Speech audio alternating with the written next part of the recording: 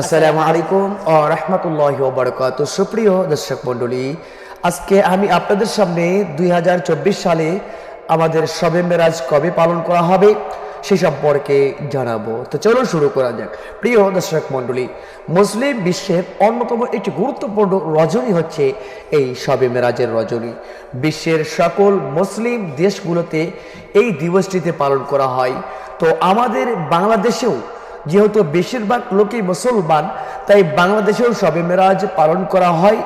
এবং শুধু তাই নয়, এই যে শবে মেরাজকে কেন্দ্র করে, এই দিবসকে উপলক্ষ করে সারা বাংলাদেশে সরকারি ছুটির দিন হিসেবে ঘোষণা করা হয়। প্রিয় দর্শক মণ্ডলী, ইসলামের 5টি সবচাইতে রাত রয়েছে, যেই 5টি রাত আল্লাহ সুবহানাহু ওয়া তাআলার কাছে সবচাইতে ফজিলতপূর্ণ, তাৎপর্যপূর্ণ। এর মধ্যে শবে মেরাজ হচ্ছে অন্যতম। তো এই শবে মেরাজের রাত 26শে রজব দিবাগত রাত্রি রাসূল পাক সাল্লাল্লাহু আলাইহি ওয়াসাল্লাম আল্লাহ তাআলার সঙ্গে সাক্ষাৎ করার জন্য বিশেষ ব্যবস্থাপনার মাধ্যম দিয়ে উর্দুকাশে আল্লাহ রাব্বুল আলামিন তাআলার নিকট আমাদের দয়াল নবী তিনি তার মেরাজে আল্লাহ রাব্বুল আলামিন তাআলার সঙ্গে সাক্ষাৎ হয়েছিল। তো প্রিয় দর্শক মণ্ডলী, মেরাজ কি? মুহাম্মদ সাল্লাল্লাহু আলাইহি ওয়াসাল্লাম জাগ্রত অবস্থায় বরাকে করে মসজিদে হারাম থেকে আরশে আজিম পর্যন্ত পৌঁছে আল্লাহ তাআলার দিদার লাভ করেন।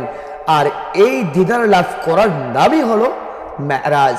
তো নবুয়তের ১০তম বৎসরে আল্লাহ রাব্বুল আলামিন তাআলার সবচাইতে আপন, সবচাইতে মাহবুব, সবচাইতে নিকটতম বন্ধু আমাদের নবী করিম সাল্লাল্লাহু আলাইহি ওয়াসাল্লাম।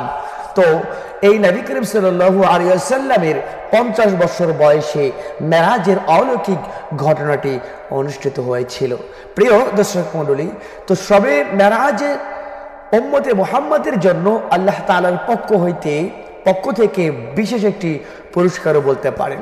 তো যা হোক, আজ পর্যন্ত পুরো বিশ্বে মুসলমান এই সব মেরাজের রাতে বিশেষ করে ইবাদত করে থাকেন।